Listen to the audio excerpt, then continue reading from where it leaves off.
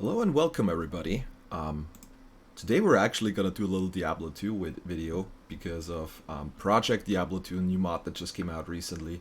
I've actually picked up the game again, and as always, my first choice of a character was an Amazon because I've always liked Bowie a lot. But if you played vanilla Diablo 2, you probably know that it's not that easy to play a Bowazon without decently well gear. So I actually checked it in Project Diablo 2, and this is by no means like the be-all and end-all of how to play a Bowazon self-found, but just gonna give you maybe a few tips and tricks on the way that might help you or not.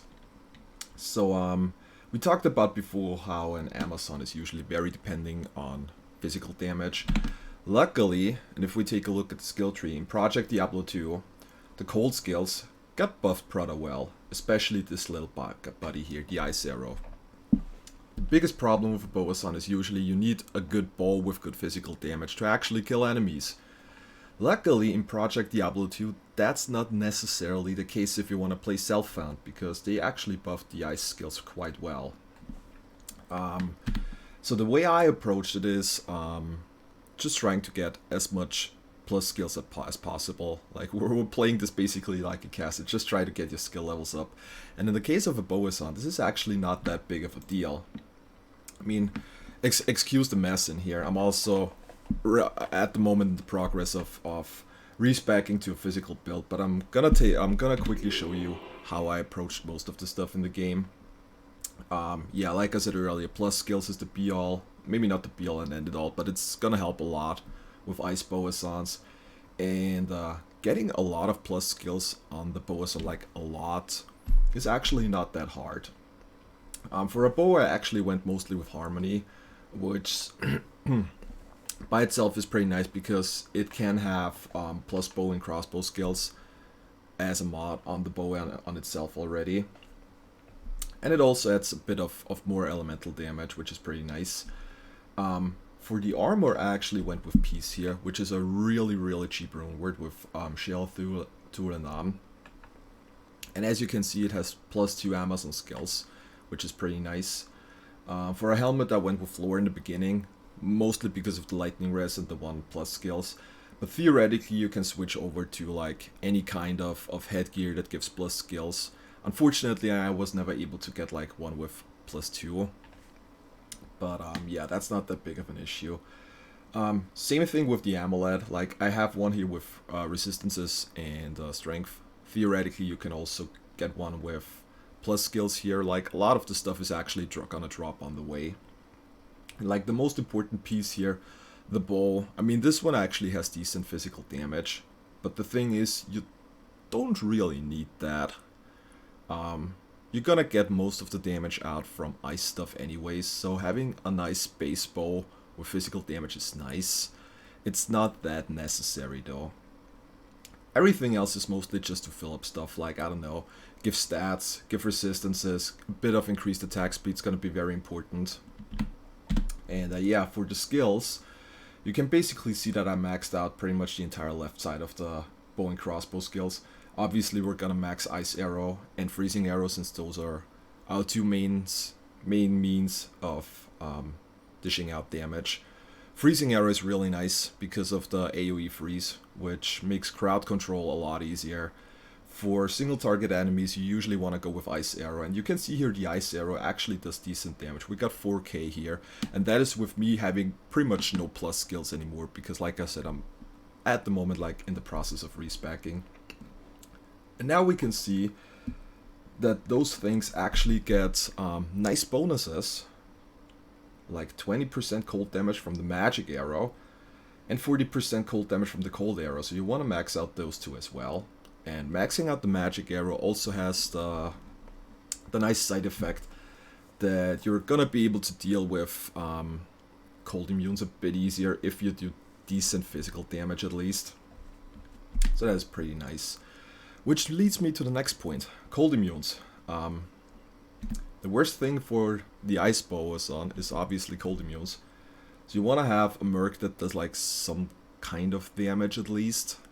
Like you have the Valkyrie, But Valkyrie, as you can see, since we're putting in most of our skill points in the bow and crossbow skills, we're not really gonna have a lot of points left for the Valkyrie. Like, we can quickly take a look at it. I did put 1 point everywhere. I did put a little bit more into Pierce, because Pierce synergizes really well with Freezing Arrow. Like, you freeze a group of enemies, the arrow pierces, goes into the next enemy and stuns the entire group again. Like, that synergizes really well with each other. So, for cold immunes, you either want to have a decent bow at least to kill stuff in combination with magic arrow, also guided arrow, which is pretty nice as well. Or you're gonna have the Merc do the work, which brings me to the next point. Choosing the Merc, Rennie. Choosing the Merc. Sorry, I cannot English today.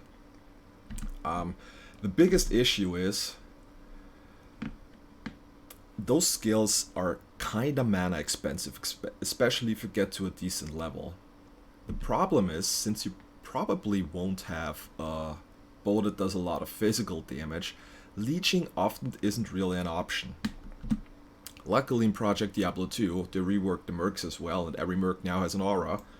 So you can get one here with a Cold Arrow, because the Cold Arrow Merc also has Meditation Aura, which replenishes your MP mana, which is really nice. There are two pretty big downsides to this Merc though. Like, the Rogue Merc, first of all, you want to have the Cold Merc, since she has the Meditation Aura. Then again, Cold is already our primary element as well, meaning that if you're gonna run into Cold immunes, you're gonna have a pretty hard time killing them, since both you and the Merc do cold damage. Second problem, you're playing a Bowazon. Bowazon usually wants to stand back and let others do the work and attack from behind. So you want to have a few tanks on the front line that are able to, like, get most of the incoming damage, so you can stand in the back row and kill everything from a safe distance. Now, obviously the Act 1 Merc doesn't really do that. I mean, we still have the Valkyrie and the Decoy, to be fair, but our main issue is, like I said before, since we're putting most of the points here in the bow and crossbow skills, we don't really have a lot of stuff left for Decoy and Valkyrie. So while they are standing there in the front line, they're not very tanky. Which is the reason why I relatively quickly switched over to an Act 2 Merc. And you probably noticed from Vanilla, I put Insight into his hands. Gives a Meditation Aura as well. I was really lucky that I found like an Ethereal Colossus Volk in the beginning. I think it was an Act 5 Nightmare. So I put that to Larsic, got a socket, and yeah, that actually helped out quite a bit. So now you have a Merc standing there. That actually does pretty good damage, pretty good physical damage in case you run into cold immunes. And also has a Meditation Aura. So that was actually really, really nice to have. And yeah, luckily, since you can respec for free 3 times, and tokens probably aren't worth much, as soon as you get decent equipment, you can switch over to a more physical build, which I am currently in the process of. I did get myself a Wind Force now.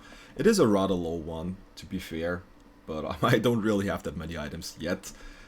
So yeah, it's gonna be my new main project for now. When it comes to stats, we actually haven't really talked about the stats yet. Obviously, it's gonna be pretty similar to like every Bowazon out there. You want to put as many points in strength as needed to wear your equipment. A lot of Bowazons don't really put any points in vitality at all. I don't really like doing that, because I screw up way too much, and I like to have some kind of safety. So I put a few points in vitality as well, and everything else goes into dex. With the resistances as a Bowazon, we talked about that earlier. You're standing in the back row. You don't need to have everything maxed out. I do like to say that I like to have decent resistances, at least in Hell as well, though, because there are still enemies that can pierce, meaning like souls and stuff, and those can kill you really, really quickly if your resistances aren't at least like somewhat good. Luckily in Project Diablo 2 you have like a huge area just for skillers. So what I did, you can see it here, it's mostly life and resistances. All resists that weren't where I wanted them to be, I just filled up with charms, since I don't really have a lot of skillers. Like the physical Bowie doesn't really need much skillers, but if you really want to play an ice build later on as well, you want to have a few bow and crossbow skills. I have a naked one here, but that's mostly it. So yeah, that's basically how I built my Bowie up. And I gotta say, it did play really well, even without like OP gear at first. Like the ice skill tree was really buffed quite a bit, and that's gonna show during gameplay. Obviously, the biggest problems I had was with cold immunes, which got better later on when I switched over to the Act 2 Merc. And yeah, that's basically it. I hope it did help you a little at least.